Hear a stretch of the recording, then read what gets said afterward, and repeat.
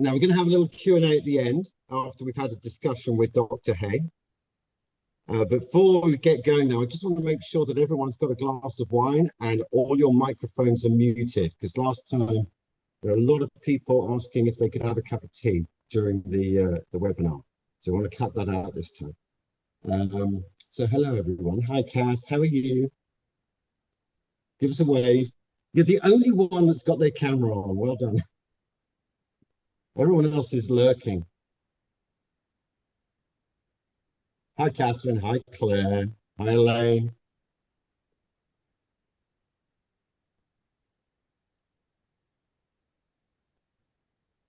Go on, be brave, everyone. Turn your cameras on. We need to see that you're drinking wine. Otherwise, the whole thing won't work. There we go.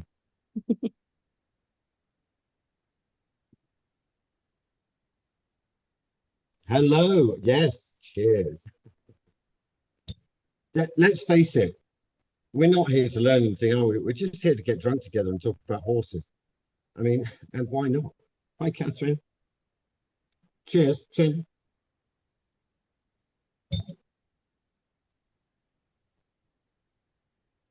Hello, iPad.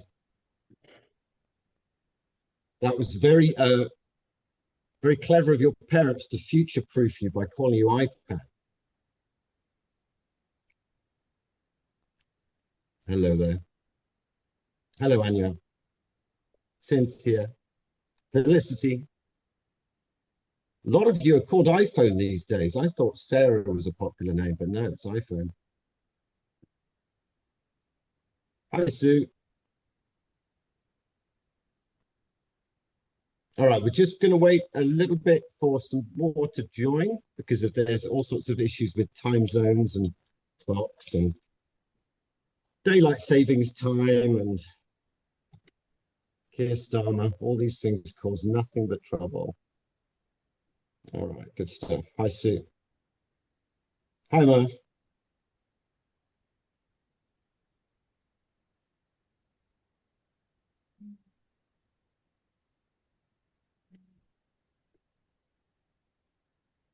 Hi, Karen.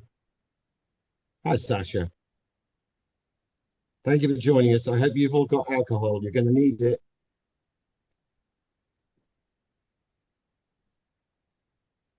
Hi, Katie. Hi, Kate. Hi, Libby.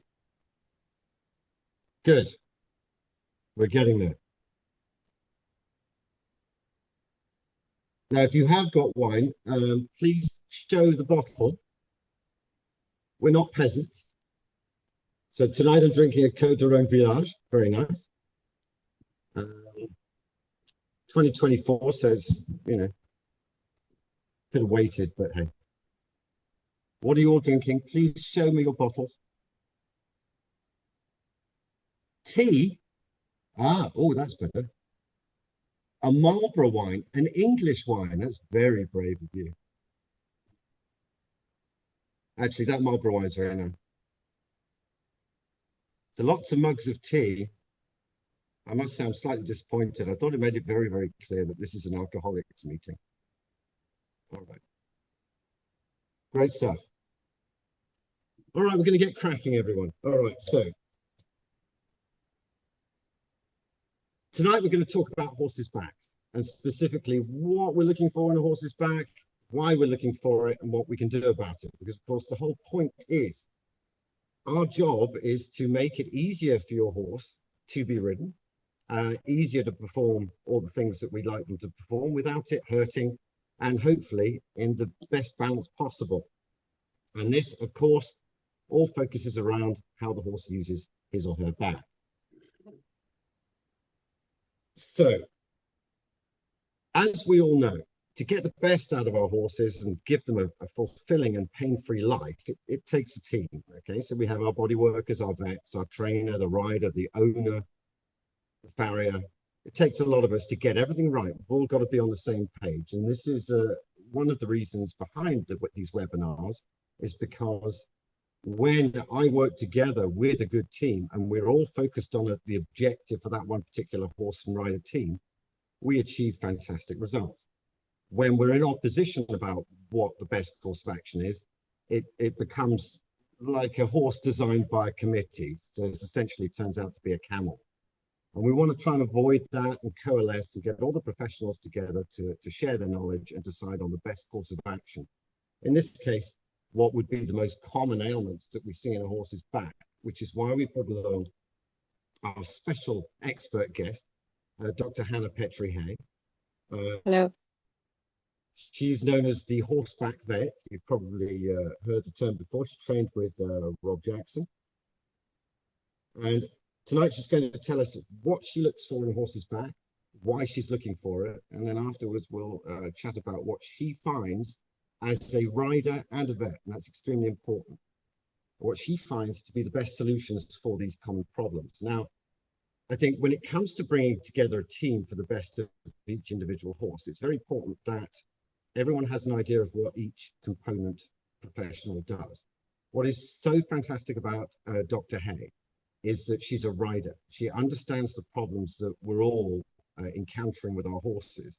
And she obviously understands very much from her work what the causes are. So it's something that we can all take away and adapt, hopefully, after this session into the training of our horses, which will dramatically help them. Because, and this is a very, very important point, if you're struggling to train your horse is out of balance. If your horse is uncomfortable to ride, it's probably down to the mechanisms that affect the horse's spinal column. And I have found as a trainer and a rider that when I've encountered these problems by unblocking a particular part of the spinal column, training can advance. Where everything else I tried, different training methods, different approaches, didn't work.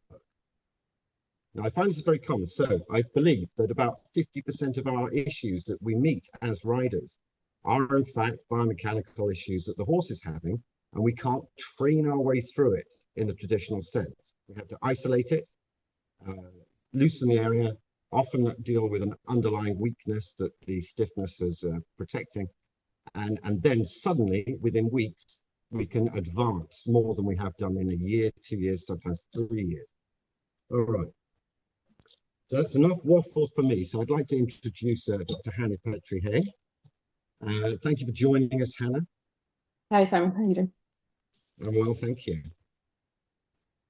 After a couple of these, it'll be even better, but let's get there slowly. All right. So, Hannah, please tell us why and how you assess a horse's back as the horseback vet. Great. Thanks, Simon, for asking me to talk tonight. A bit about myself. I qualified as a vet from the Royal Dick School of Veterinary Studies in Edinburgh in 2016 with distinction. And I quite quickly found my niche in the small animal world as a locum in the northeast of England. I've ridden since I was about 10, and I had a pretty typical British riding school background. And I currently have a little mare called Nari, who's quite central, and she'll come up a few times as I'm talking through everything. I've always had sort of classical tendencies. I spent a lot of time reading, even before I had a horse. So I always was that way inclined. And I grew interested in the horseback vet because I was looking to expand from my small animal professional work into a job which really reflected more of my passions, which is very much horses, and working with them in an empathetic way, which honors the way that the way they move and their well-being physically and mentally. And that led me to the horseback vet as I got robbed my own horse in 2018. And that visit stayed with me. And I approached Rob in 2023. I was bravely just asked him how he got to where he got to. And he gave me a really incredible opportunity and offered to train me. We trained for about 6 months from the winter 2023 until summer 2024. And I've been training horses personally since last summer. So the horseback vet really looks to optimize free movement in horses. And it does so by looking for and addressing spinal dysfunction. And I think the back is so key to ridden horses because it's what we sit on. And as soon as we sit in it, we change the way that horses move. So with the horseback vet, we look for spinal dysfunction, and then we correct that. The limbs and the back of the horse should work in synergy. And if one or the other goes wrong, then you get dysfunction. And I think this is quite commonly thrown about leg mover versus back mover. It's reflected in how common I think it is. And with leg dysfunction, I suppose that would be a pretty good definition of lameness. And spinal dysfunction is a lot more insidious. And the horse will often adapt and mask the problem because they're very agile. And it's with the horseback vet, what we're looking for is to find that dysfunction and correct it, and we do so with adjustments. We find the dysfunction with a combined approach of movement assessment and hands-on examination.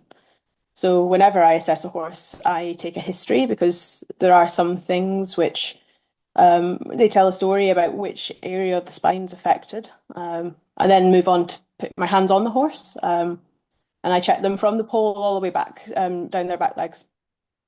And then we always do a physical examination in conjunction with the movement assessment. They're never taken in isolation. So once I've laid hands on the horse, then I will do a movement assessment.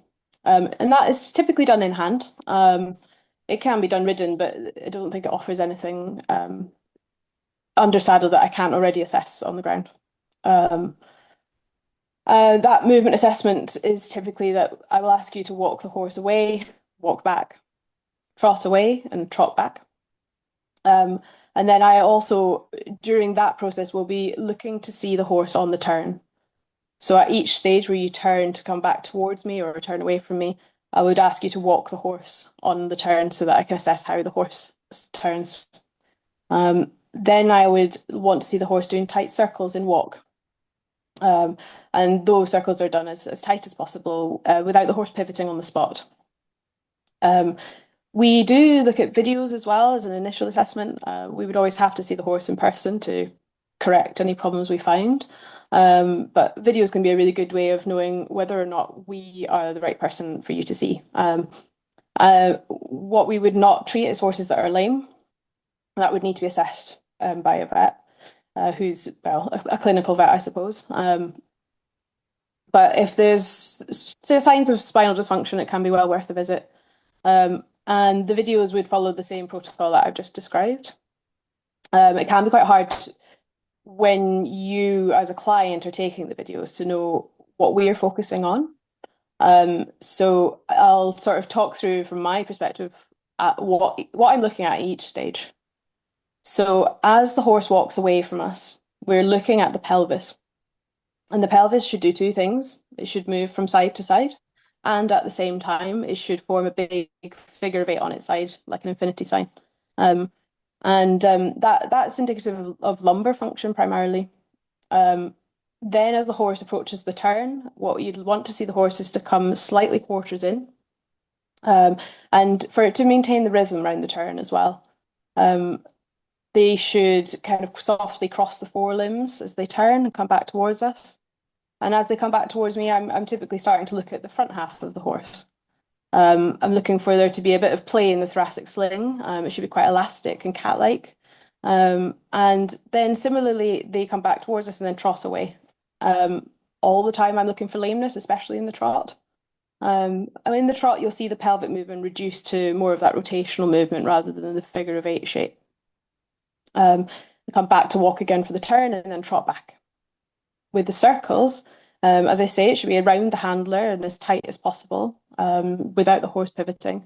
And I'm looking for various different things. First of all, I'm looking for rhythm and smoothness on the turn. Again, I'm looking for the outside forelimb to cross inwards across the inside fore. And the inside fore should open up and what we call abduct away from the horse's body. The lumbar region, the horse's pelvis should tilt in the way. A lot of horses with lumbar dysfunction will tilt their pelvis out and throw their body out to the outside. But what we want is for to allow the inside hind to come under is that should start up at the pelvis and start up at the lumbar back. So it's quite important to catch that lumbar region if you're filming those circles. And then I suppose we're looking at which areas of the horse's back can be dysfunctional. And I would broadly break them up for our purposes into sections to include the neck, the thoracic spine, and the lumbar spine. Um, with the movement, as I've already discussed, there's certain areas that we're looking for which would demonstrate that there's an abnormality in each area of the spine. And with that information, I would then move on to a hands-on examination. And I'm looking for areas of tension, spasm, objection from the horse. And they're often quite good at telling you when something's uncomfortable. As examples for each area with the neck, the muscles can feel quite wooden or they can be spasming, especially around the pole. The horse can quite often tell you off if that's uncomfortable. Thoracic dysfunction will often be indicated by spasm of the triceps muscles and a big muscle which sits just behind the shoulder where the saddle would sit at the wither, which is called the latissimus dorsi. And then moving further back to the lumbar spine, that would often be the long back muscles which will spasm. And it can extend to the rump, the gluteal muscles, and then down the backs of the legs into the hamstrings. And those tend to be the more severe or more chronic lumbar dysfunction horses. So I think a good example now is to use my horse as a sort of case study. And I'll say a little bit about her. I bought her when I was in second year of vet school, which is probably not an advisable time to buy a horse, but it's a good way to spend your student loan. I sort of crossed paths with her. She was quite a sad, shut down little mare at the time. She was about 7. She'd never been backed at that point, and later I found out that she's an American saddlebred cross Hungarian warm blood, so she's quite an unusual cross. She was feral at the time. She's still a bit feral. I don't think that'll ever change. But she immediately struck me that she was very intelligent and very sharp and very talented. And I always say, I think Simon will have heard this before, that she's definitely more intelligent and talented than I am. She's also very, very, very sensitive, very sharp. And that going back to the terms I used before, leg mover versus back mover, for lots of different factors, she's certainly a leg mover. With her cross, her breed, American saddlebreds have got a very high set neck, and she does as well, and that doesn't predispose to good use of the back under saddle, in my opinion. And temperament-wise, she's got a lot of blood. She's very sensitive and to ride, and that always comes across as tension. And it's through her that I first was introduced to the horseback vet as a client. I got Rob out in 2019. And as I said, that visit stuck with me for a few reasons. The first was as Rob merrily went to get in his car, and I asked him, when do I need to get you back again? And he said, you shouldn't need to get me back again. And I think it's quite unique. It is usually a one-off intervention. And the next was that I always say that if a client had told me what I had seen with my own eyes, I wouldn't have believed them as a scientist. I still can't quite wrap my head around it, but it worked and it was demonstrable at the time. And she has been never had a return of that problem. So in her case, certainly it was the resolution. Now that problem was a very vague one, which went on for a year or two, which is that she was just not quite right. The professionals around me, physios, instructors, all said she was sound. But to me, she was quite one-sided, especially in shoulder in, and this hadn't been the case the whole time. She did not want to do shoulder in to the right.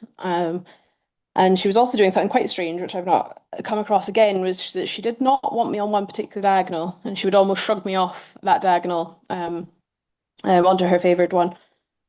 And when the horseback vet assessment was done, it was found that she had spasm of her tricep and the latissimus dorsi just on one side, which if you followed what I was talking about earlier about what features we look for which area of the spine being dysfunctional, you'll remember that's indicative of thoracic dysfunction. And Rob did his adjustment, and like I say, the problem was solved. Now that problem was solved, but I still had a horse who was very, very tense. And I often refer to the horseback vet adjustments as a bit of a factory reset. It sort of hits the reset button, gets them back as nature intended. But ridden wise, I still had a horse with a very tense back, and it was a massive obstacle to her. Although she had good foundations, she was not really progressing. And I knew as her rider that she wasn't using her back to her full potential under saddle. So So again, it was 2023, which I think was the year of enlightenment for me. I saw a Facebook advert for a clinic in Durham, and it was for core conditioning for horses. And I signed up on the spot and ordered the book on Amazon, and very quickly devoured it, and immediately went out onto the yard very excitedly to try the methods. And amazingly, but frustratingly for me, having spent 10 years trying to write her in a certain way, I finally got a sort of forward, down and out outline that I'd been on the hunt for a decade. And I was just starting to think that she just couldn't possibly do. So I started working on volts and achieved a core release. And from my perspective, biomechanically, what happened there was that by lowering her head and neck and getting her in a position where she understood that that was what I was asking and achieving a core release, she had relieved the tension in her longissimus muscles, and unlocked her core, and she was free to move. And while she'll always tend to be a leg mover if I'm not very careful, that was really the start of a very different horse. I then attended the clinic. And of course, having someone in person actually tell you what to do is another massive step forward. And then I continued to just work through the book in my own time. I think I've been to 3 clinics with Simon now, and the last one we did lunge work as well, which was incredibly valuable because it allowed her to develop her way of going and her muscles without me being in the way. So she could really explore that, and it was another massive landmark, I think, in how she was going. And laterally, again, I've seen another landmark moment where I've been following Simon's audio warm-ups. And I think with those, the real breakthroughs have come from a couple of exercises. But one thing, I mean, Nari's now the most checked and adjusted horse in the country, I think. And certainly one thing I've picked up with her is that her pelvic rotation is always a little bit stuffy and tight. And I think it can be a bit of a barrier to her some sort of school movements. So what I have now made the link between with the horseback vet and core conditioning is that you can start to develop that lumbar rotation. And I like to think as the horseback vet as a sort of initial reset, and then work like core conditioning as a sort of ongoing kind of training and development. So I think it's important the horse can access that range of motion, and that's what the horseback vet does. And then you can use movements, and movements that have been particularly valuable to Nari have been turn on the forehand. Talk a little bit more about what that achieves. But yeah, really in a position now where I've got a horse who discovering her core and her back and freeing up those long muscles, which longissimus muscle is the muscle that runs from the withers down the length of the back. It's the longest muscle in the back. And it really, we sit on it, but it should not be responsible for carrying the rider. It should be responsible for movement and transmission of movement. And it's the first muscle that will tense up when you put a weight of a rider on a horse's back. So I think what I've managed to achieve finally is I've freed up that muscle so it can be used in motion and biomechanics rather than being tense because it's got a weight on it that it shouldn't have. So yeah, that's my story and what we do with the horseback vet. So based on what I've said, Simon, do you have any thoughts? Yeah, that was great. Thank you very much, Hannah. Brilliant. Very, very interesting. What I'd like to know from your perspective is what is the difference between an underlying issue that you see when you're examining a horse and just a lack of strength and motility? Because I'll just expand upon that in the sense that a lot of the time when I'm dealing with a horse, the owner is fairly sure that there is a problem somewhere in the body. And obviously, I suppose, and I know this from horse ownership myself, one can assume that it's a problem that is, there's some sort of issue that is preventing the horse from doing what you'd like them to do. What in your opinion, is the difference between an actual issue that cannot be worked through and an issue which is just lack of strength and motility in a particular part of the body? Sure. So I think the assessment for the horseback vet looks for movement that all horses should have inherently. Horses will, pop out being able to use their bodies, and as we all know, they can run and move immediately. So the ability to walk with the lumbar back moving correctly is something that you would see from an early age. So I think when you do the horseback vet assessment, you're looking for very fundamental patterns of movement that they should all have. And if those aren't there, then they need to be reintroduced. And then that's the perfect time to start then moving on and developing them with further training methods.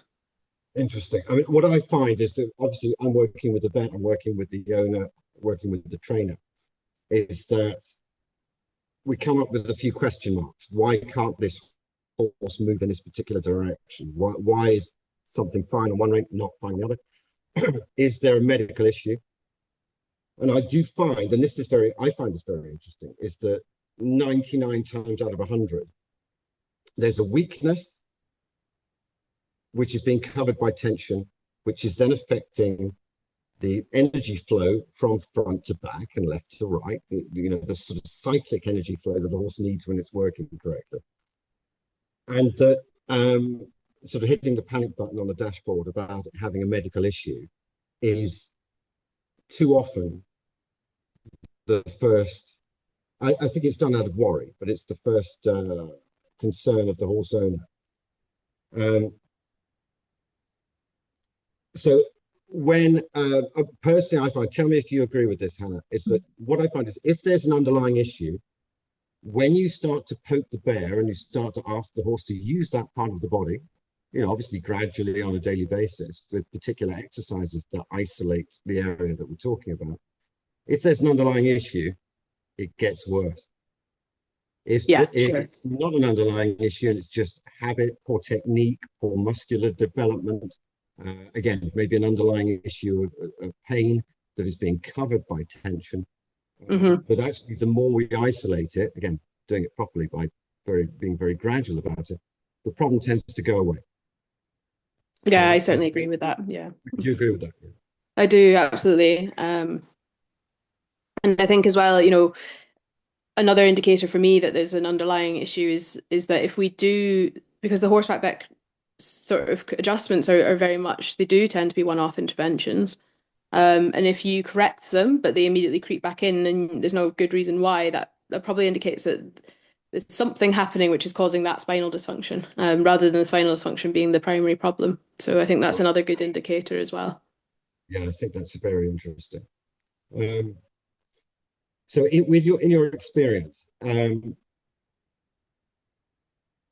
what parts of the horse's back do you feel are the sort of most common sticking points, and why do you think they are common sticking points? You mentioned the lumbar area, and obviously the big muscle in the back. Can you be more specific about what you generally see as being fairly common? Yeah, certainly. I think I would say lumbar back issues are the most common, the lumbar dysfunction. Why that is, I'm not, I can theorize. I suppose it might perhaps start off as being just purely down to longissimus tension and dysfunction. And that, as I said, is something that happens sort of at the moment we put a rider on the horse's back. So perhaps that's why. The other reason that I think it can be quite sort of interesting to look at lumbar dysfunction is that the longer it's there, the more likely you are to have a horse with thoracic dysfunction as well. Which I think from Rob's experience has been because a horse with lumbar dysfunction will sort of pull itself along with its front legs. And then so you can get thoracic dysfunction following on from lumbar dysfunction. Yeah, because I feel, and I read this somewhere, and I can't remember where, which is unfair because I should cite it, but that it's a series of kinetic chain. So you get one area that gets blocked. Obviously, other areas have to compensate for the lack of motility in that particular area. Yeah. And I think that leads to a couple of other issues that we see and that we actually end up preoccupied with, which are sort of overuse of joints, maybe joints being used at the wrong angle in the limbs, for example. And of course, they start to complain, and we focus on that. But then I find often when we look higher up to the spinal function, if you've lost, let's say, the rotation in the lumbar area because the epaxials are blocked out, then the limbs start to have a little bit of a twist. So the hocks start to complain, or, and similarly, once the horse locks out one part, I find it's a sort of cascade of tension as the horse, as you mentioned earlier, copes and substitutes movement, excess movement in some parts of the body because it's lost it in others. Yeah. Okay. Would you agree with that? Oh, absolutely. Yes, absolutely. And I think as well, it's important to realize that the horse's spine is so variable in what movement it can allow. And the neck, of course, is very mobile, and I think classically it's quite commonly sort of falsely claimed that that the horse can bend a lot through the thorax, but actually the thorax is very static, and it's the lumbar spine which may well be another reason that you get a lot of lumbar dysfunction, is that it is more mobile. And when something's more mobile, it's weaker. So you when the lumbar spine's not being as mobile as it should be, you're kind of demanding more of something up or downstream, probably upstream. So that's another reason, I think. Yeah, I have to agree with that. It sounds very interesting. All right, so I mean, I 100% agree actually in most of the horses that I work with, that really once I can get, I mean, I agree with you that the thorax doesn't have, the thoracic vertebra don't have a lot of movement between the joints that connect them. But I do feel that because it's the center of the horse and we're sitting on it, that even a tiny bit of movement between the vertebra of the thoracic section, losing that tends to seriously affect the horse. Even a horse that's moving quite well in the lumbar area, if there's no bend in the thorax because the longissimus has gone into spasm, I find that it absolutely ruins the kinetic chains within the horse. So I think that is a trick question. People read that there's not much lateral flexion or lateral bend of the thorax. Of course, there isn't, because the rib cage and the sternum and so forth. But the movement that is there is so crucial along that 18 vertebra section that as a total, it does actually create sufficient bend for the horse to run on two tracks in perfect straightness. But we have to work really, really carefully to make sure that the musculature that controls the bend through the thorax, let's say the spinalis and the longissimus, are in excellent condition. Otherwise, it's an almost certainty that the horse will brace these muscles and then lock out the thorax. And then, honestly, I've got to the point where I actually can't ride a horse that is locked in the thorax. I can work the lumbar area because I can do that with low impulsion exercises. But once the longissimus has gone into a sort of brace, and not necessarily, I don't think necessarily a spasm, but certainly a brace, and I lose the ability to bend the back, even minimally, it just ruins the dynamics of anything with impulsion. Yeah, I think a really, yeah, I think a really good example of that you've just spoken about is that the technique you sort of showed me where you sit off the longissimus on the outside, with the one that is stretched, when you're asking for a core release, and it really just frees up that muscle to relax and stretch. And I think the difference that I've seen personally when you get off that muscle and allow it to do its job, is so significant. I think it really demonstrates how much of an impact it can have in that thoracic region. Yeah, so Hannah's just referring to this. It's a technique that was taught to me by my German trainer. Was he puts his outside seat bone in the center of the saddle during laterals and also on circles to relieve the pressure on the outside longissimus so it can start to let go. So obviously when we ask the horse to bend through the thorax, we're expanding the outside of the horse's back. We're not compressing the inside of the horse's back. But if the longissimus is braced in the outside on the outside of the horse's body, let's say we're on a left turn, the right-hand side of the longissimus is blocked, then actually the only way the horse can turn is by compressing the inside of the body, the left-hand side. Of course, this is very inefficient because what that does is it drags the inside hind to the inside, and then we get a triangulation with the quarters coming to the inside. And it's a road to nowhere. So when the horse has become is sufficiently tight, so the quarters get displaced towards the inside, and we have a crooked horse, there is nothing you can do about it in the trot and the canter.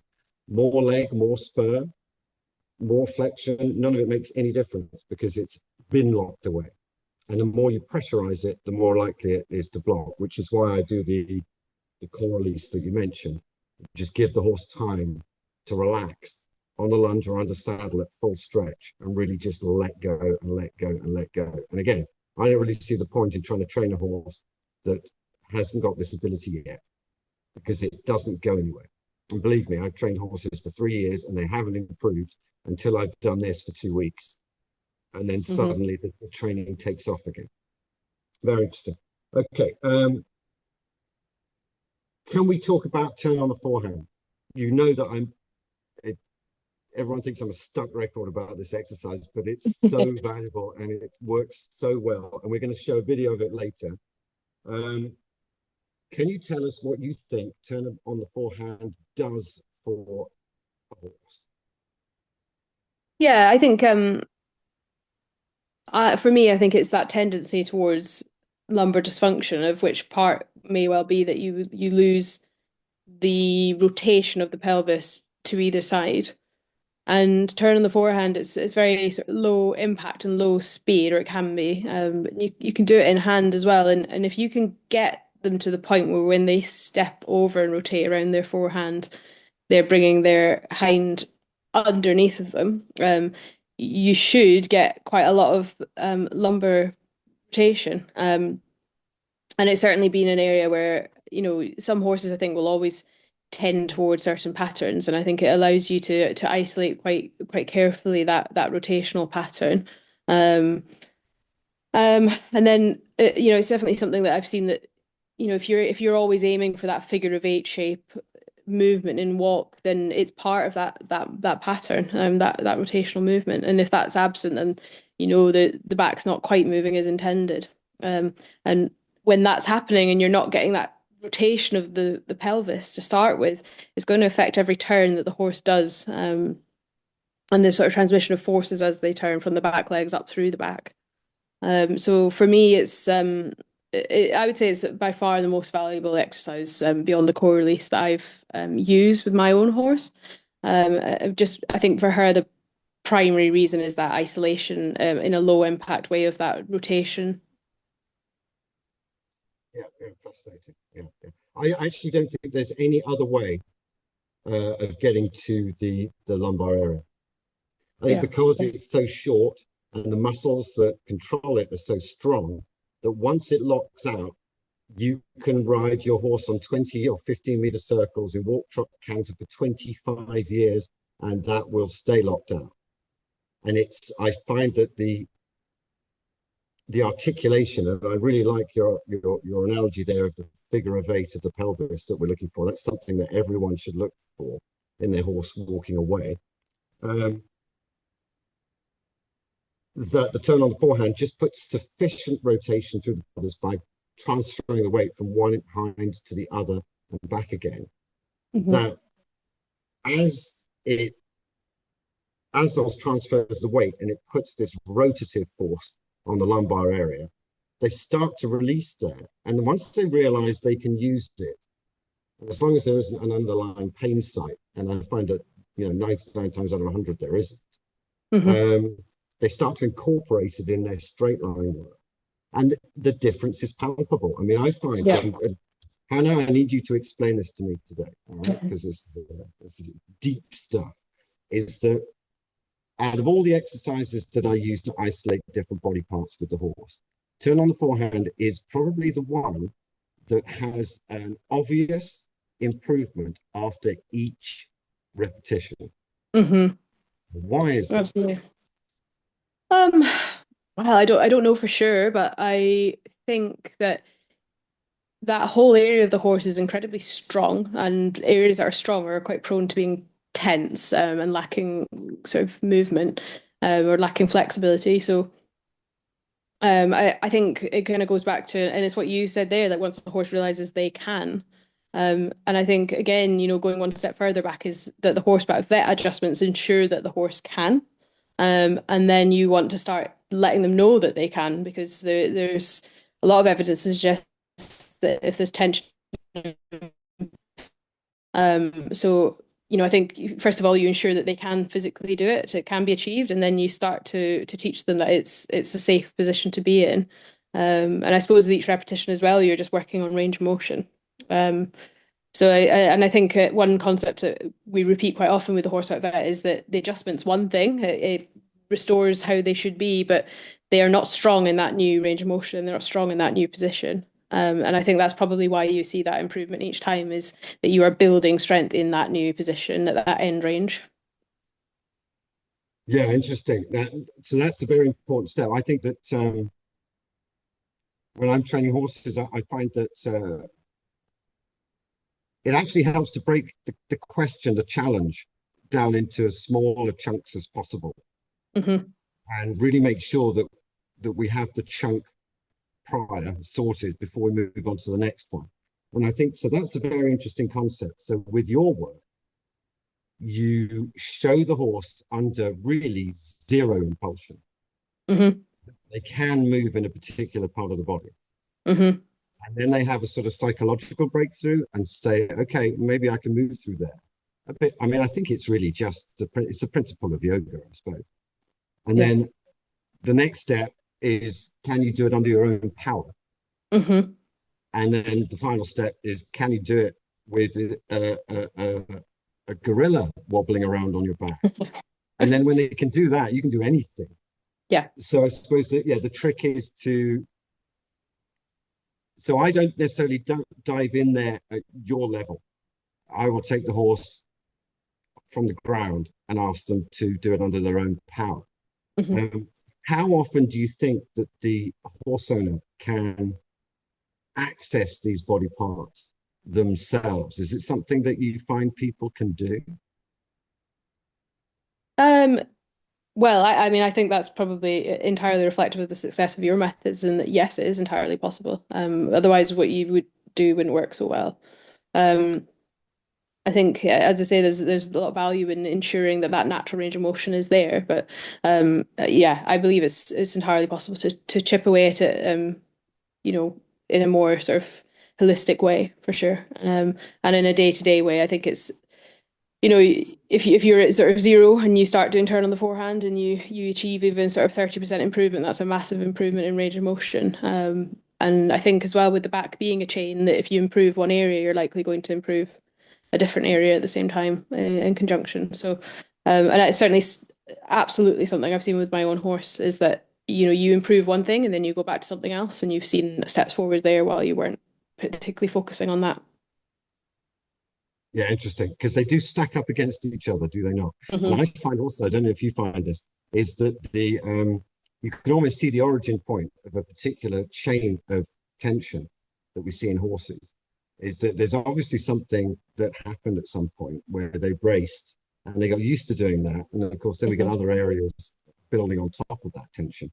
Yeah. And it can be a job, I think, for a lot of riders to basically to even diagnose this, Hmm. to know where to perform certain exercises and how to perform them, and also how hard to push. But then that's why we're here talking about it.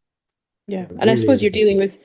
with two problems, aren't you? If there's an area of dysfunction, you're dealing with, the actual physical ability of a joint to achieve a range of motion, and then you're also dealing with the horse's brain, which is there to protect areas that are not working well. So there's both a physical element and a kind of mental element as well with every dysfunction. Yeah, and I suppose the difference is with people is somebody knows that they have a back problem because we talk about it, and everyone says, you're walking like a gorilla. But with a horse, of course, they don't have this capacity. They can't share this information with each other, so they can't self-diagnose. And when we say we'd like you to move here, they say, really? I don't. So convincing them to give it a try, we do have to hold their hoof, don't we? And I think that's the value of the work that you're doing. Hmm. And actually, I'd just like to say at this point that so this is that Hannah is available online for horseback vet assessments. So please look her up. She's on Facebook. And if you want help from me, just look at my website. We've got the audios, online lessons, consultations for rehabilitation of kissing spine in particular, and a few other bits and bobs. Yeah, and I All think right, fantastic. the audios have been absolutely, fantastic, and because they're so logically laid out, it's certainly been, a very valuable way for me to progress, virtually as well. So I do recommend those for sure. Thank you very much. They were very, very hard to make. It's really difficult to teach people a movement on a horse that you've never seen being ridden while you can't see them, and that was a tough thing. But I think we worked on it to the point where we worked the law of averages, what the most common issues are, and tried to help people at different stages of their horse's development within the same sort of exercise, which is why we have 4 warm-ups rather than just the one. Terrific. Okay, so I was going to ask you another question actually before we move on to the particular exercises that you recommend outside the turn on the forehand. Is that you mentioned earlier that you did the core release, the full stretch on the vaults, the forward down and out stretch with narrate. Mhm. Yeah. Now, I find that this is one particular exercise that my clients have the most difficulty with. I think because it puts direct traction on the longissimus. And being such a strong muscle, it takes a lot of convincing for the horse to let go and stretch out and to fully decompress the top line and therefore align the spine by extending it. What advice would you give to everyone watching about how to help their horses achieve a full FDO? I think it can. I think it can be difficult, and I think it relies on you recognizing the right moments as well as sometimes your horse not knowing when those moments are as well. But it's definitely achievable because I've been there myself. So I think my advice would be that just be quite scrupulous about where you're asking the horse to be in terms of position. And I would highly recommend if you are ridden to adopt that technique of moving off the outside longissimus muscle because the moment I did that, Nari thought, finally, and I saw another massive leap forward. Um, I think she spends probably about 70% of her life waiting for me to catch up.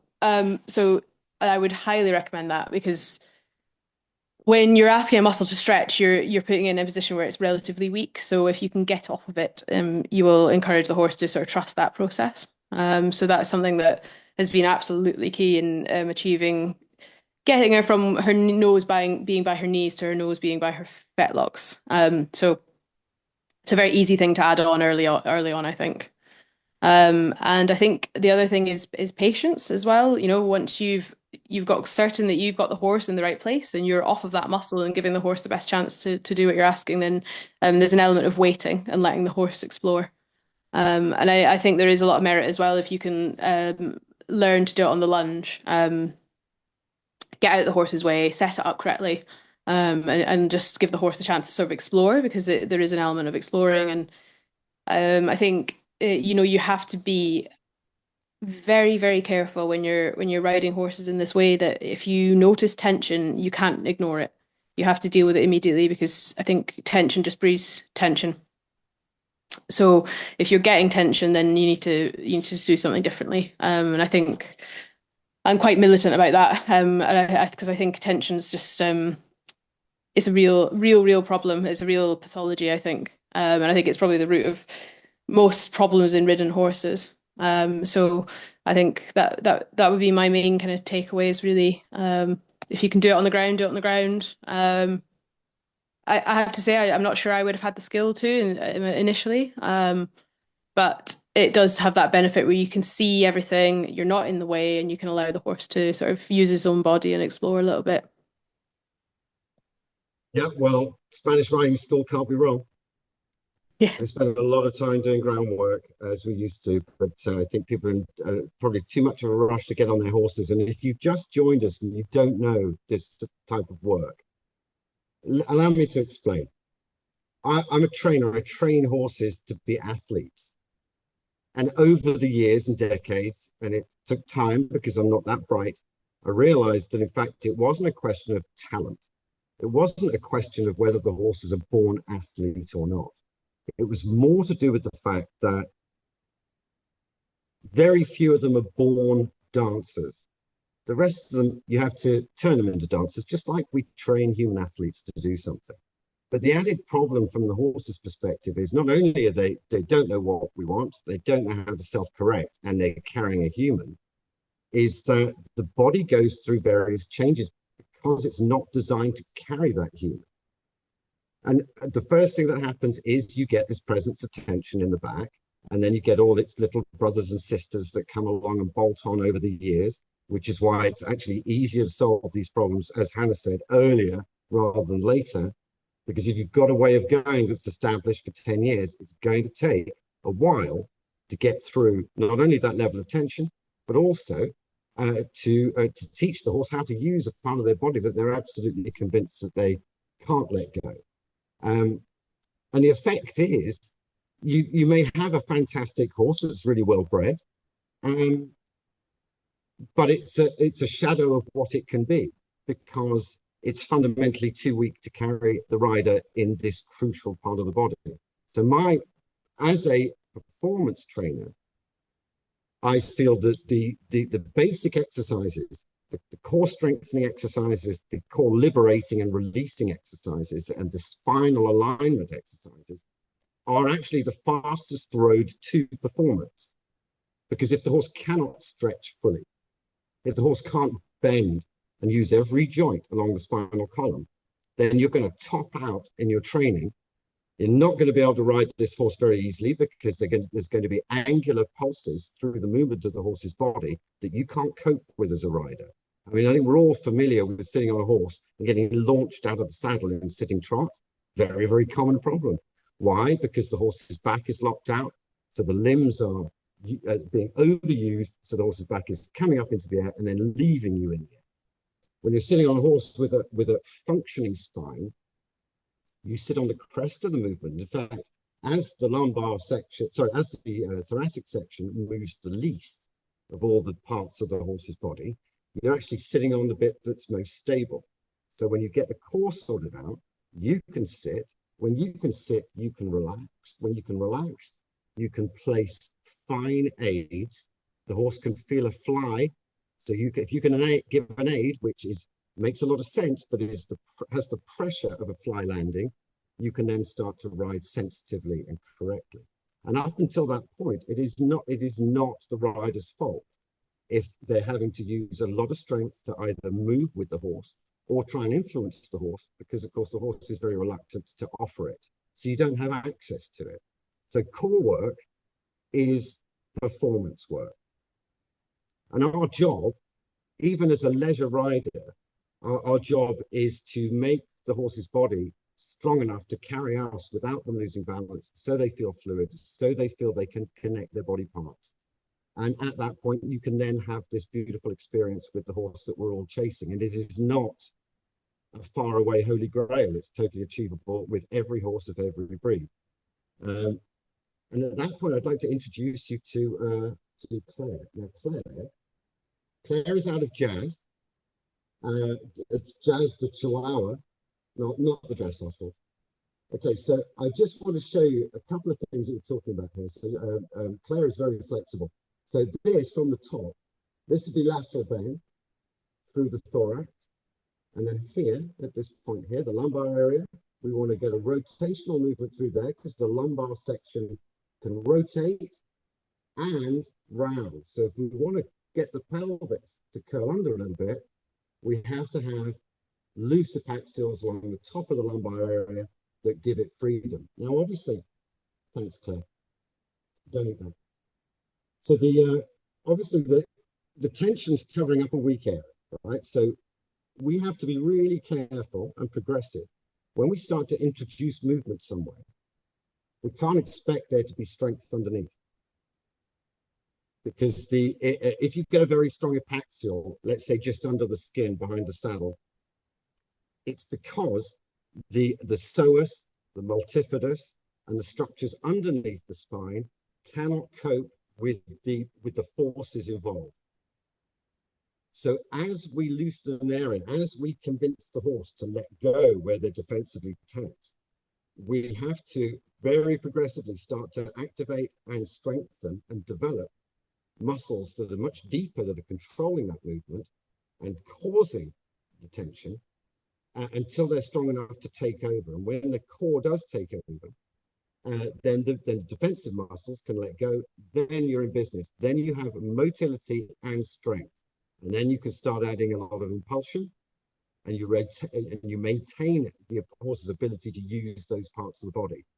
And this is what we see when we see high level performance. Now, up until now, obviously, what we tend to see is horses that are natural athletes. Go out and spend $10 million on a horse in Verdun, you get a natural athlete.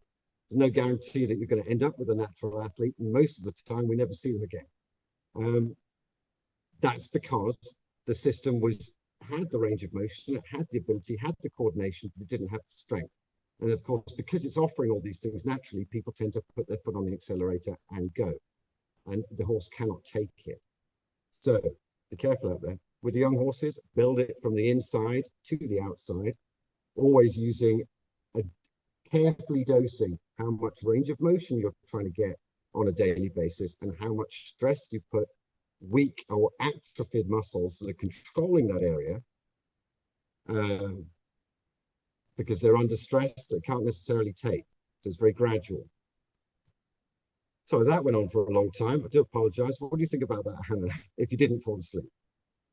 No, no, I totally agree. It's like I've said a couple of times, is when you're working at the ends of range of motion, and that's where they're weak. And I think human and horse bodies are strong in the positions that we use all the time. And if a horse is working in an area of dysfunction, or if the horse is not challenged to move to the kind of ends of range of motion, then it's at those ends of range of motion that they'll be weak and vulnerable.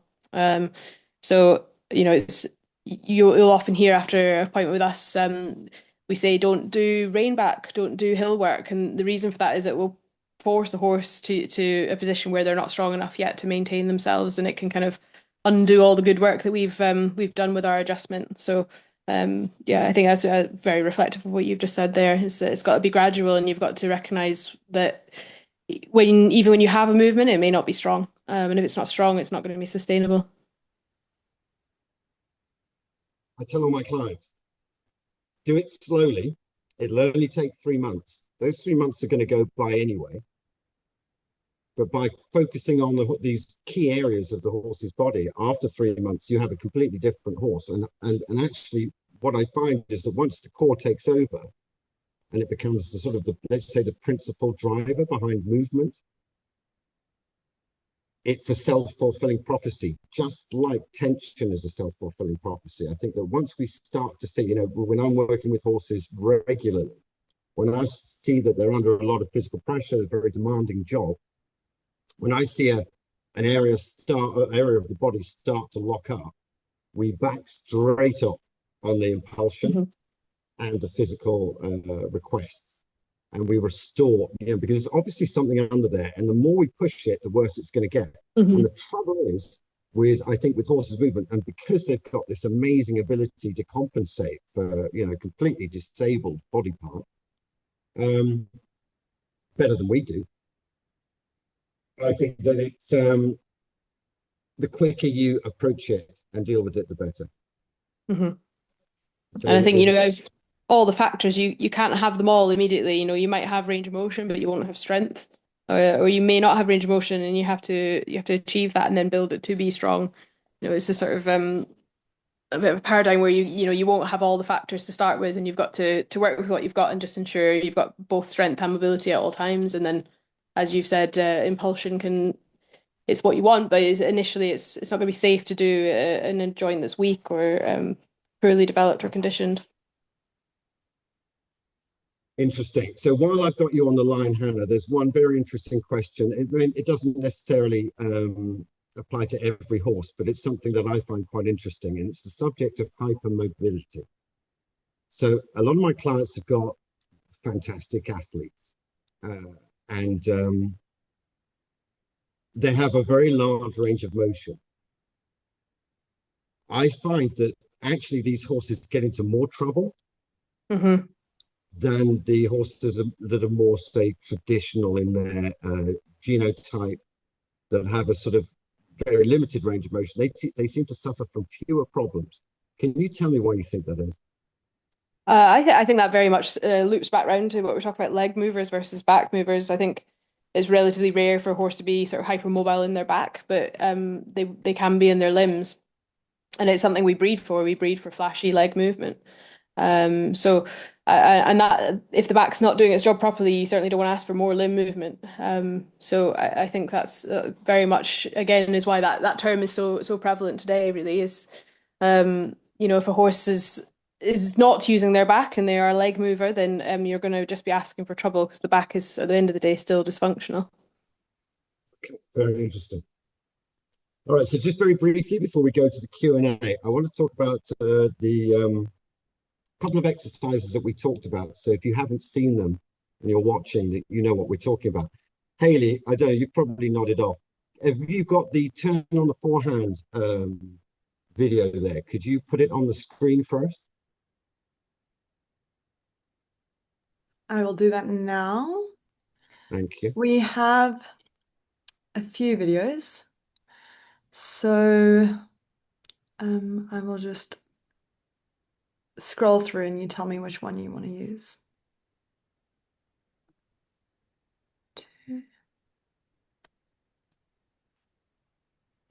So what are you drinking there, Hannah? I have got a orange soda. That's exciting. You didn't bring back a bottle of Aperol. I didn't know. I Did very you? much introduced to that in Milan for sure. It was Yeah. a new experience, but They like getting a spritzer, I think, these days. I think yeah, it's a bit metrosexual for me. It has to be neat on ice, but hey. yeah. No, it's too much for me that. Okie dokie. All right, so we've got a couple of videos here to turn on the forehand. So this would be a static one. As you can see, we're encouraging the pelvis, as Hannah mentioned, to have a figure of 8 rotation by crossing inside hind in front of outside hind. And this puts a rotative motion through the lumbar area.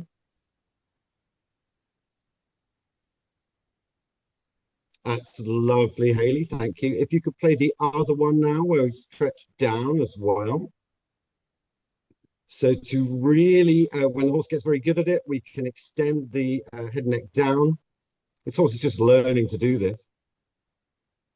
While we rotate, so we not only get a release of the longissimus muscle and the epaxials, but we also get the movement through the pelvis, the engagement of the abdominals and the psoas.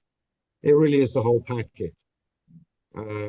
And you need to trust me on this one. If you could teach your horse to do this exercise this well, your horse will be really, really fun to ride and will be happy to be ridden. But it will take a year. I tend to I do think 5 this it's exercise. interesting the pelvic tuck. Pelvic tuck. It's a crunch. Yeah, what we're trying to do is I mean, certainly one of the effects I find is the closing of the lumbosacral junction. And that, of course, that has a cascade of positive aspects, because once we can do it at the full stretch, when the horse can rotate the pelvis and tuck it under while rotating through the lumbar, they have the sensation of being able to transfer their weight towards the rear and off the forehand. And once they can do that in this static exercise, then we've got half a chance of asking the horse to deliver that, at least apply it in the trot in a straight line. The old way of riding your horse forward into a restraining aid while driving the back end underneath only works with a very, very small percentage of horses that are naturally very flexible through the spine. So the rest of them, we have to develop it. And it's I think it's a sort of bad move to apply a system that works with 1% to 99%. Yet all horses can do this, and it optimizes their left to right balance, the use of the spinal column, and then their ability to adjust their balance and motion. Terrific, Haley. Thank you. So Haley, could you show another video now? Could you show the horse stretching all the way down on the lunge, I think? We've got one of Giravolta.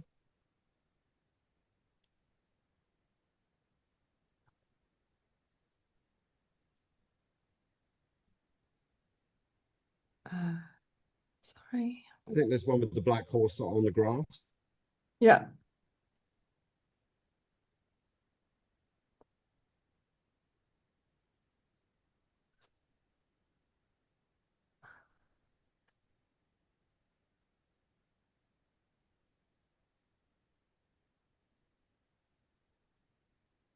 Right, so the grazing position in a jog trot, it employs the core. The horse can't drag themselves with the front legs and thrust themselves with the hind legs. They absolutely have to lift through the spinal column to achieve this, but it's a complete decompression of the spinal column. There must be a slight curve, a flexion in the neck and a bend in the back for it to put sufficient traction on the outside of the body.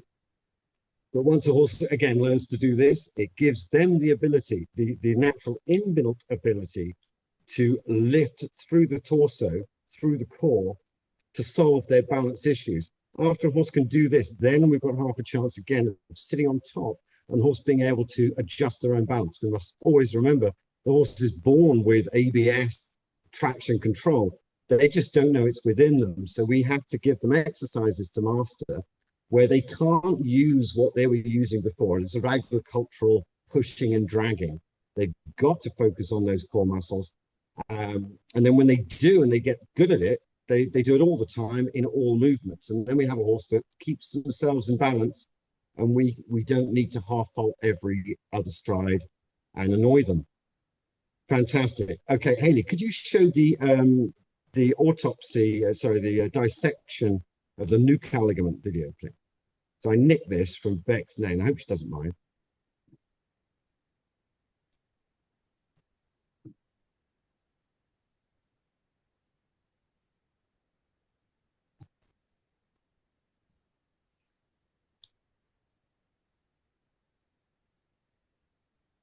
All right, so here we see, after a dissection, as the cervical section, the neck is lowered, all these collagen structures, the nuchal ligament, supraspinous ligament, all pull the spinal column upwards. So this is an inbuilt mechanism so that the horse doesn't topple onto the forehand when they stretch the nose down. And so we're using this in the stretch to teach the horse how to lift the spine. See how much the spinal column lifts there at the base of the wither processes.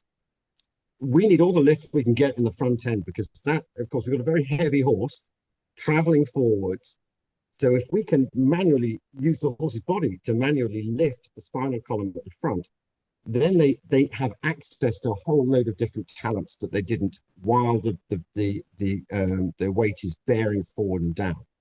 So we absolutely must teach our horses to walk and then trot and then eventually canter with the nose, let's say coronet level, because then they learn to do this all the time, even when we lift the head up. And in fact, at that point, once the horse can completely disengage through the spinal column with the nose in the sand in 3 gaits, then I find that the horse's head and neck become completely weightless. The head and neck just becomes a counterbalance for the rest of the spinal column.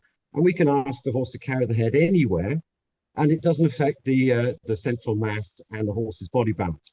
So now, Haley, I wonder, could you play the video of the Palomino horse doing cat-cow?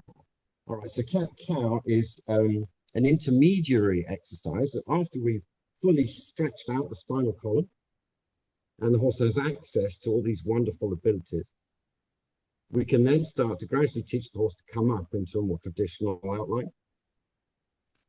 So this video we're going to play now, this horse hadn't done this exercise before, but he had done, has a very knowledgeable owner, and he had learned to stretch out very, very well under saddle and on the lunge. So I had a ride on him a little while ago, and so I decided to take him through this transitional phase of the cat pose, which is forward, down, and out.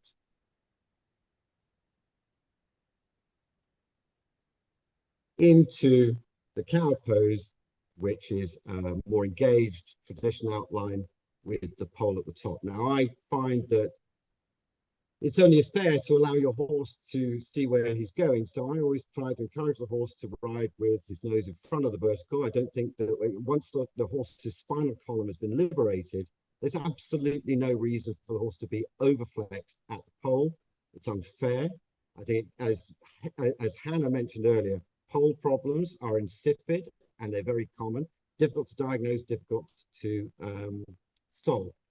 So let's stop riding our horses overflexed at the pole. Let's lift the back, then extend the head and neck forward and out into our competition outlines. Our horses will last a lifetime and be much happier.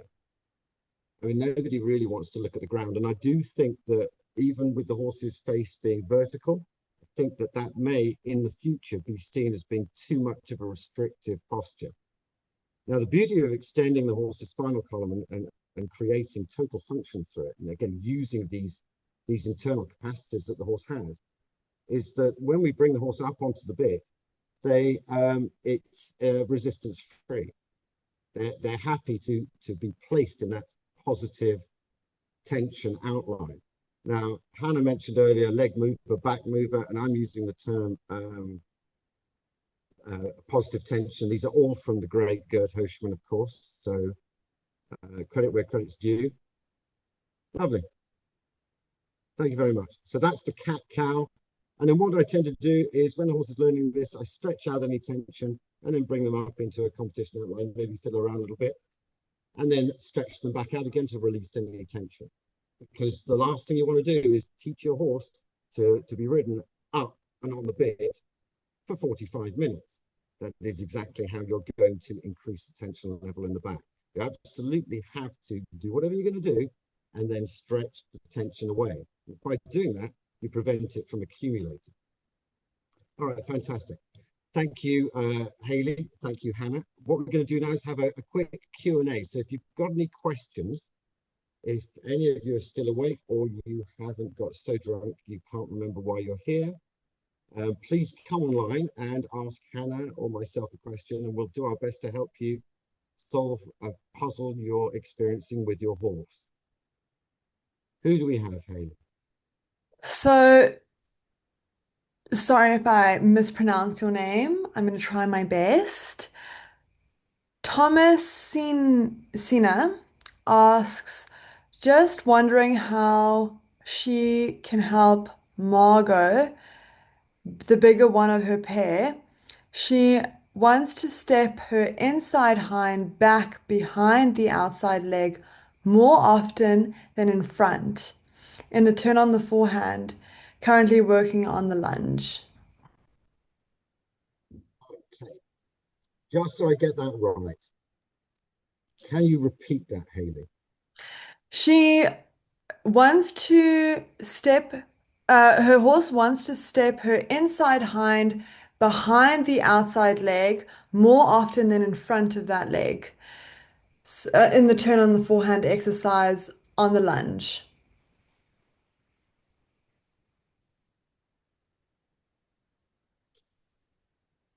Anna, where do you think that's coming from? I think it's quite a natural thing for the horse to attempt to do, because by placing their leg further under their center of gravity and further underneath their belly and further across, they're taking more weight. So it's probably just an indicator of weakness, and it's an easier thing to do to put the leg back initially from your horse's perspective.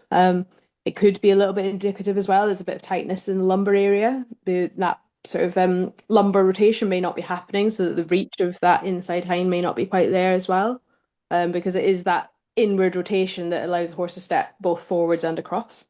So I think those are the two most likely reasons physically that a horse would avoid to do that. So I'll give you a bit of background, Hannah. Thomasina is an extremely knowledgeable trainer. If she's having, and she's done this work with all her horses, she's got a fantastic spring. If she's finding with one particular horse in one particular direction, even with her skill level, the horse is still doing it, what would you recommend she did next? Well, I mean, I actually had a similar problem with my horse, and I asked for slightly more forward steps initially to encourage that hind leg to step under. So I think that'd be, if not tried already, that'd be a good thing to try, is sort of sacrifice this sort of stillness of the movement for a slightly more forward movement, so that you start to encourage the leg to fall more forward and under the horse. And if that's still an area of resistance, then perhaps you're looking for something physical. Is there something wrong with the leg? Is there something wrong with the lumbar dysfunction and that kind of area of things, I would say? What sort of diagnostics would you suggest in that situation? Well, I suppose, if there was lumbar dysfunction, that's certainly my area of expertise. So, if you can find a body worker that can ensure that the lumbar function is optimized, that'd be a good place to start. I certainly never discourage someone from, seeking a vet and ensuring there's no lameness present. 'Cause that could be one reason, particularly if it's one-sided, that a horse is having trouble. Are there any particular diagnostics that you could suggest to see if there is an underlying issue that mere training or manipulation isn't going to assist? Oh, I'll tell you why I answer that question. I watch Beck's names. I'm sure you're all familiar with her. She does a lot of dissections. It's grisly as hell. I'm sure as a vet you don't care, but I do. I don't want to see the inside of a horse very much. But anyway, I have to, because I have to see what's going on anyway. So she does a lot of dissections, and she shows, overgrown distal vertebrae, and sort of bony anomalies. And she Like then arthritic. often explains the history of the horse, why it was going absolutely bananas when somebody tried to ride it. And then obviously, sadly, the horse gets put to sleep. She dissects it and finds something. There was a reason, Yeah, absolutely. I find the lumbar quite curious from this perspective, because whenever I look at lumbar x-rays, they're really difficult sometimes to see because there seems to be a lot of muscle tissue in the way. Then, of course, we've got the transverse processes.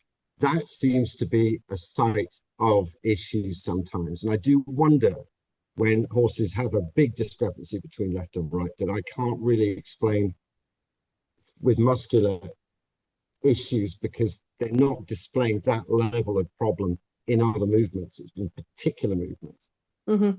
What diagnostics would you suggest when somebody has that sort of issue? I mean, theoretically, I can answer that. I suppose one thing I would say about the horseback vet is we do tend to pass on to clinical colleagues when we're dealing with physical problems like that. Our range is quite narrow, and I think it's important to be respectful of what a vet will do kind of in a clinical setting. So, in that respect, my specialty is definitely in the small animals. So my advice would be, if and I think it's always worth ruling out, because like you say, you don't know when a horse is behaving explosively or behaving badly, because they do have an unsolvable physical issue. So I would always encourage someone to go to their own vet, work with their own vet, and do a lameness workup. And I would say that the practitioner doing that side of things is another team member in addition to what a body worker like the horseback vet will do. So that would be my recommendation, really. Yeah, I think that that comes back to what we were talking about in the beginning. It takes a village. Yeah.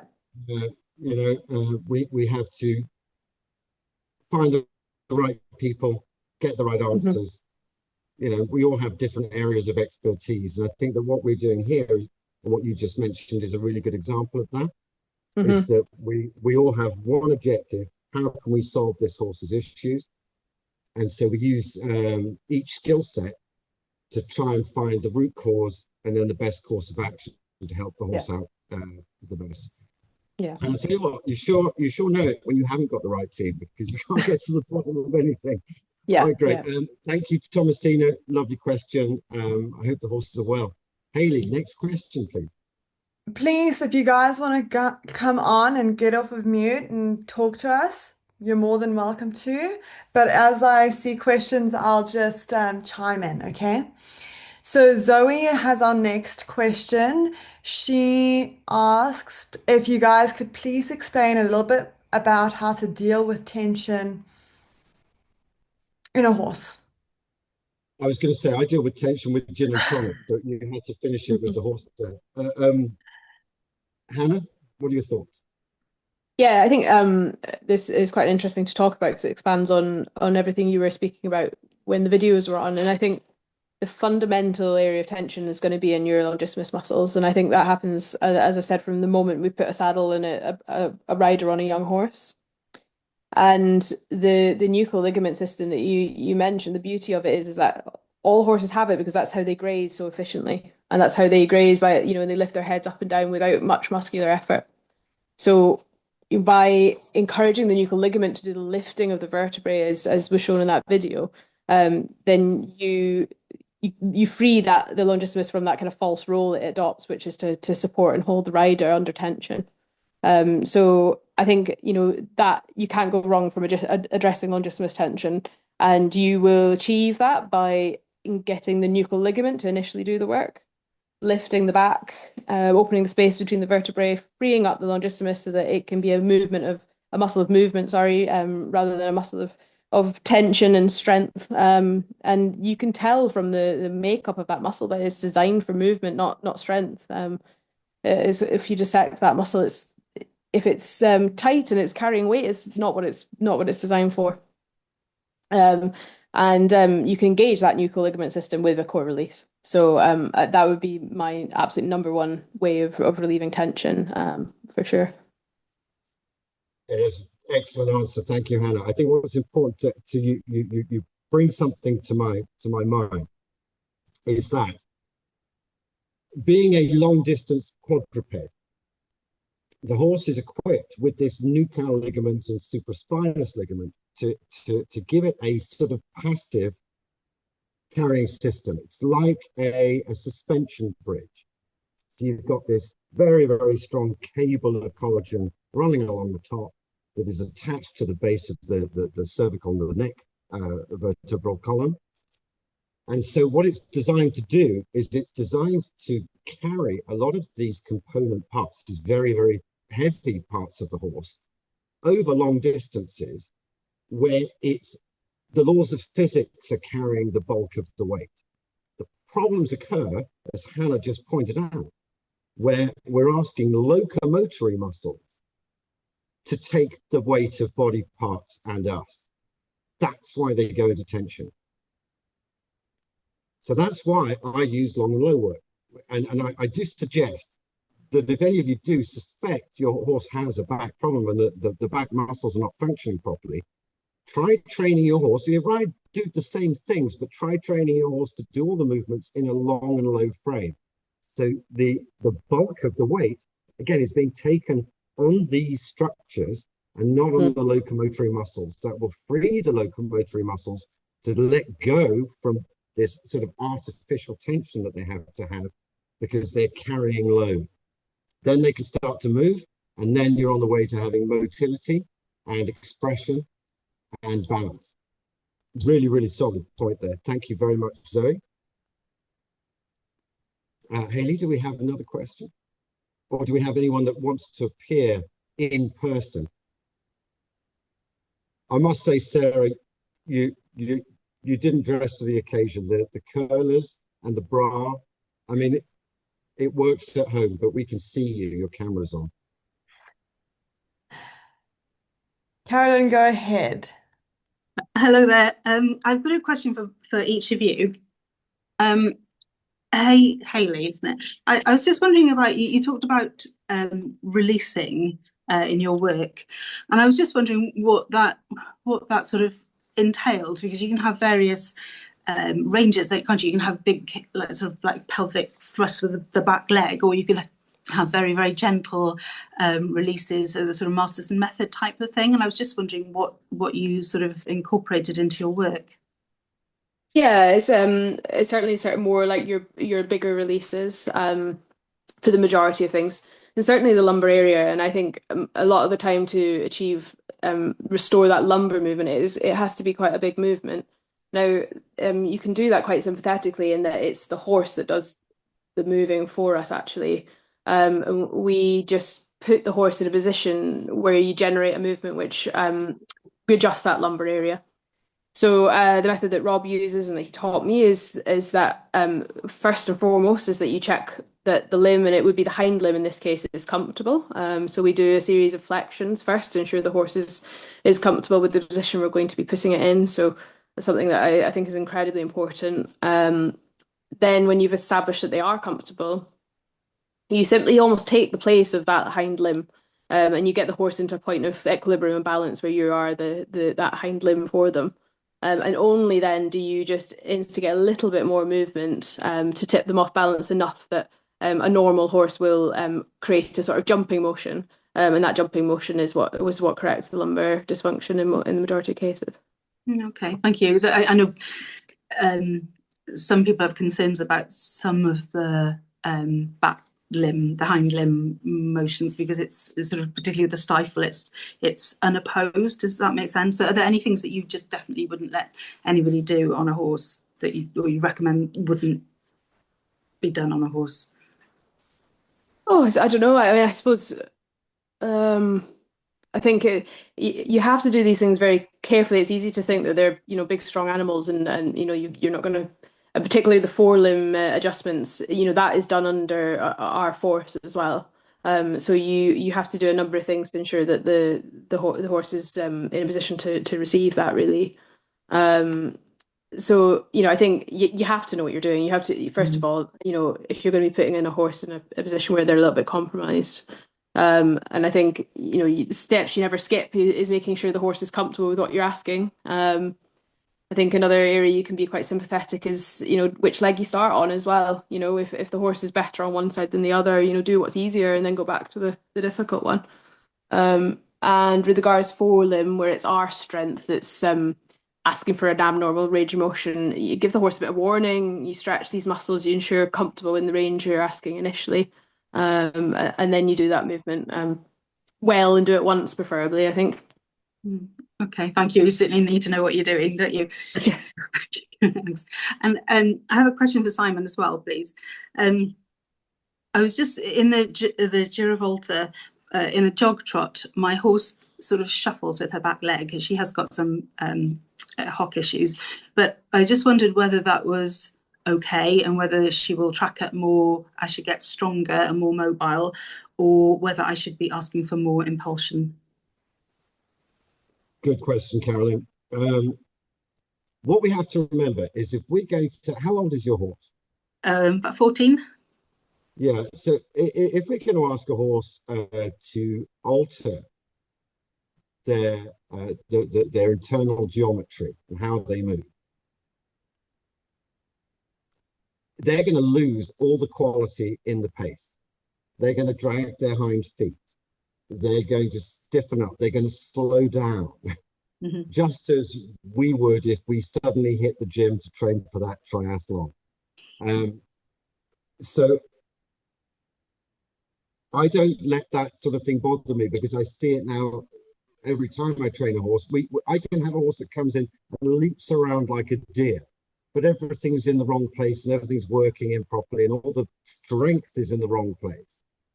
And as soon as we start to change it, we get this drop off in performance. And, initially I used to find this, and I see it in my clients' faces. They're going, oh my God, my horse has lost all the expression in the trot. So it's absolutely normal because, of course, we're saying you're not allowed to use these strong muscles that are overdeveloped. Let's say in the low line and the shoulder and in the quarters. I need you to use these very, very weak areas that you've never used before. And at 14, you know, this is a habit of a lifetime, quite literally. So don't worry about that. Get the stretch. Once you've completely decompressed the top line, and again, make sure you've got inside flexion, a little bit of inside flexion as well, just to make sure there's enough traction on the outside of the body. Then as your horse becomes easier, and you'll see it get easier, then just ask at say minute 8 in the Girovolta, which I find optimal. They've had enough time to let go and relax. Then just ask for the next 2 minutes to go out on a larger circle and give you a working trot. Same quality, same stretch, but a little bit more longer stride, a little bit more impulsion. And of course, when you see you're gradually upping the requirement, but you're reading the horse while you're doing it. So you would just do that for 20 seconds initially and see how your horse copes. If all goes well, tomorrow do it for 30 seconds and build it up. And I want to build up to a point where I've got the horse on, say, an 8 or 9 meter circle in a medium trot at full stride.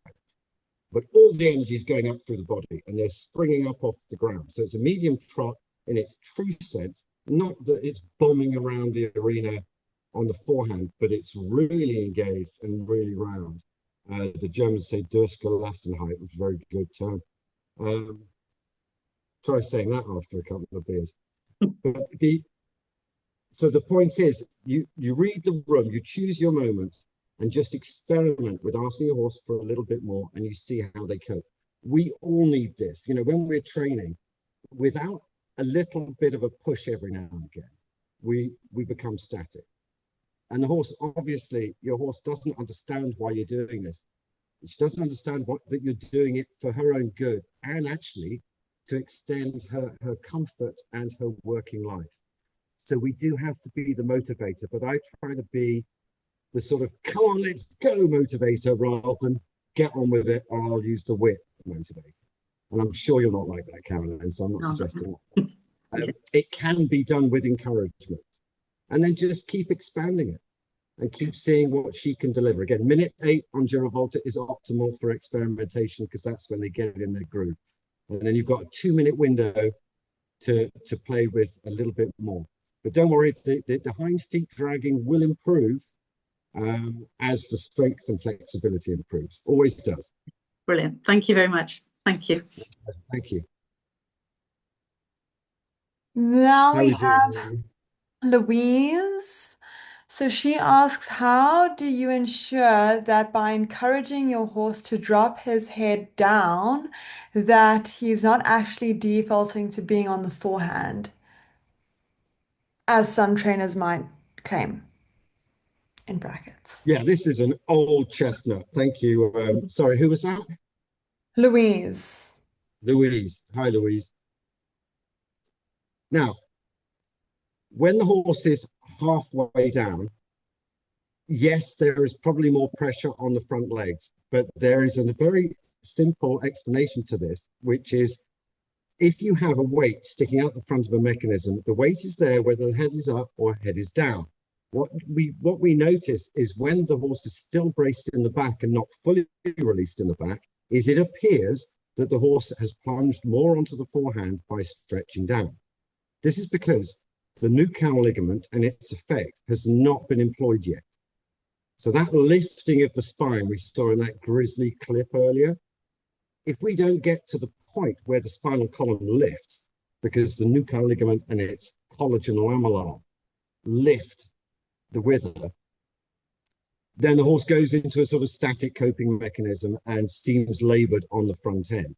So you have to allow the horse time to completely release the top line before the suspension bridge passive lifting can take place and the horse can start to balance themselves out naturally.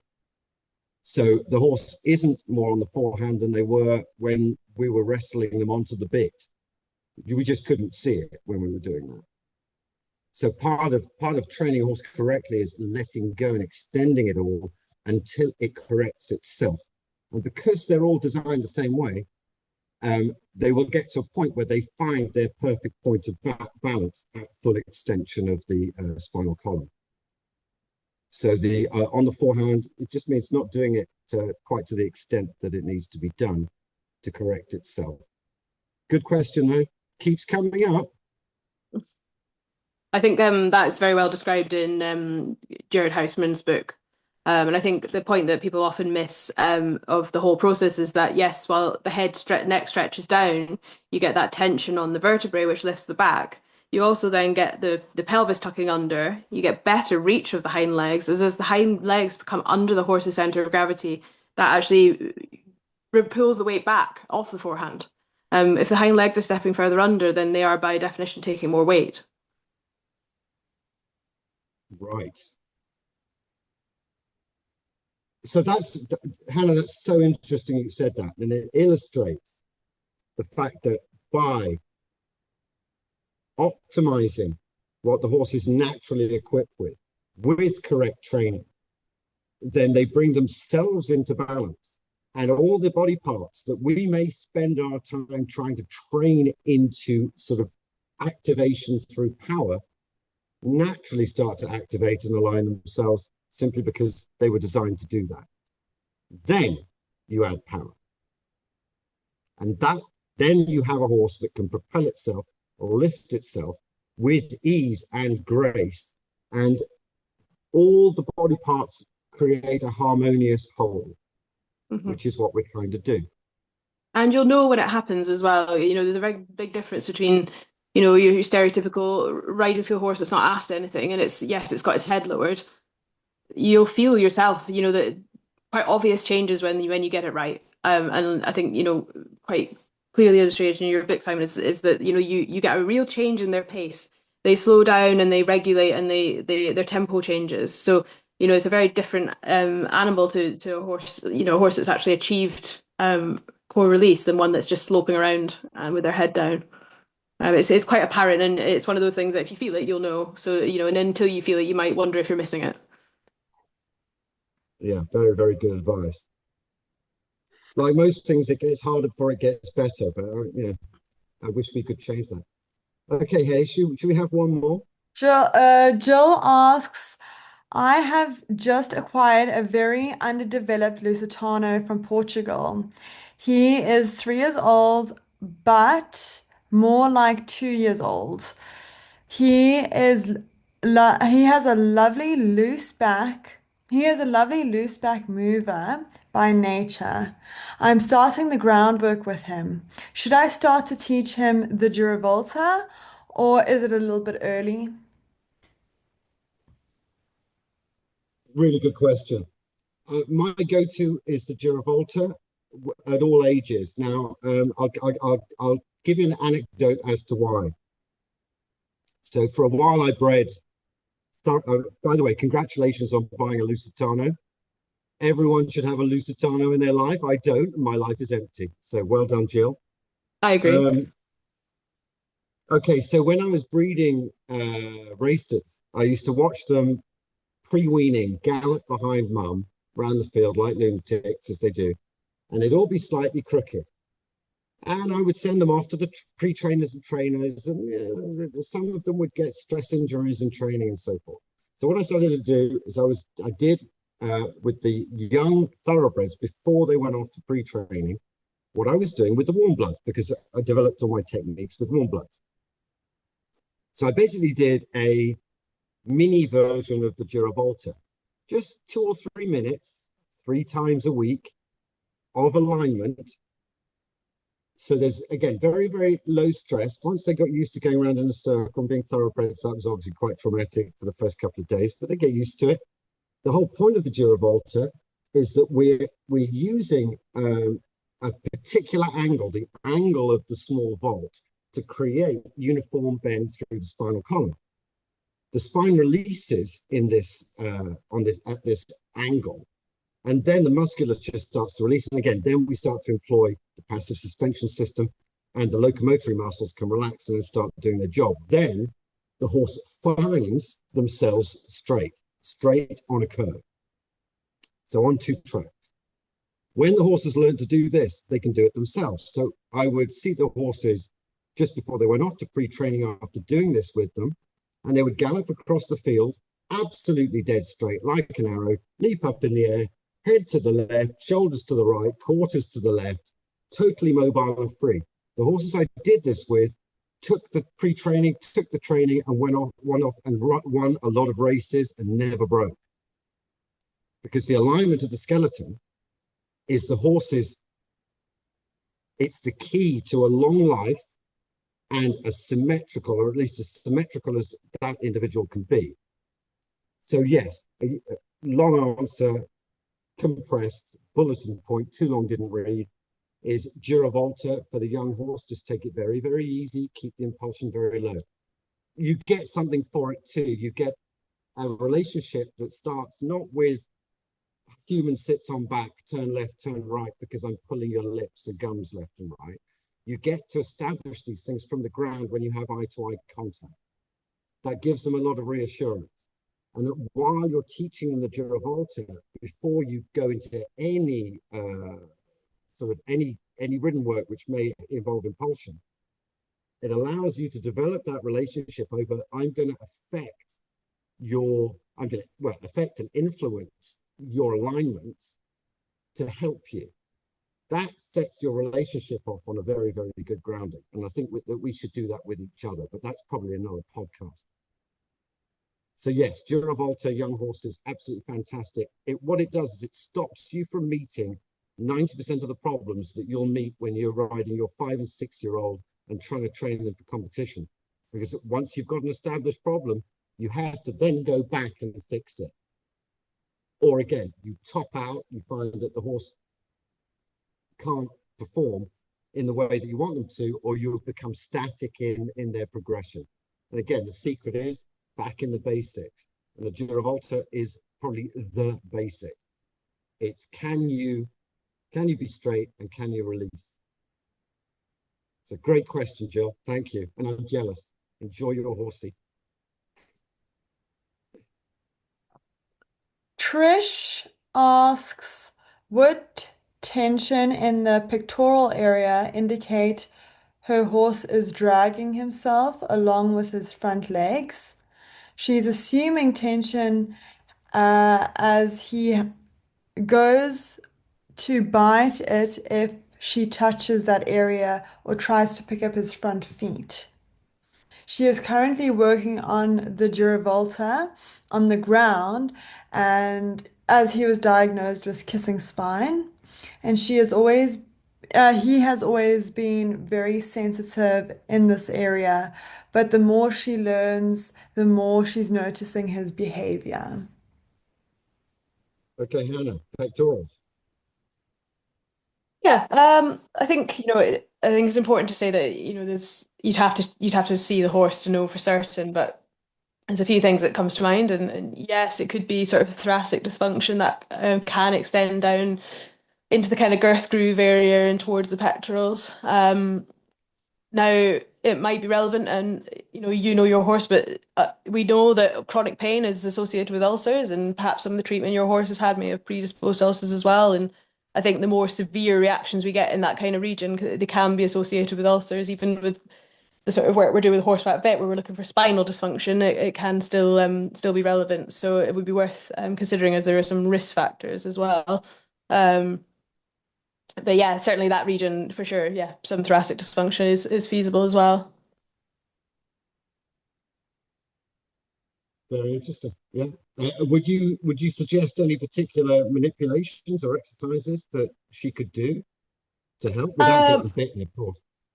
Yeah, so I mean, everything we do really relies on a adjustment, a primary adjustment. So if you could get a body worker to do that, then that's a good start. And I think it depends on personal preference on approach. But I think as long as you don't find anything else, then if there was a thoracic adjustment to be done, as I said as well, it's important to check for a lumbar problem because that could be the primary issue. If it comes back, it probably suggests something's going on, and that's maybe something more chronic like ulcers. Okay, so that's right. So everyone, if you have an issue and you think Hannah can help, book an online session with her. We're working together. So if it is on the cusp of the Horseback Vet's domain, moving into the training domain, we can help. Yeah. Well, listen, thank you everyone for joining us. That's fantastic. Thank you so much, Hayley, for being the magician behind the curtain. And thank you, Hannah. That was absolutely fascinating. No, Thank you all you. for joining us. If you have asked questions, I can see at the bottom of the screen this time that you have. Just save them. We're going to do another one in a couple of weeks. Maybe we can persuade Hannah to join us again. So I hope you all have a lovely day, a lovely afternoon, lovely evening, a lovely morning, wherever you're watching from. And Hayley, Hannah, I'll see you in the green room for a glass of wine. Everyone else, have a lovely day. Thanks for joining us. Thank you. Bye-bye.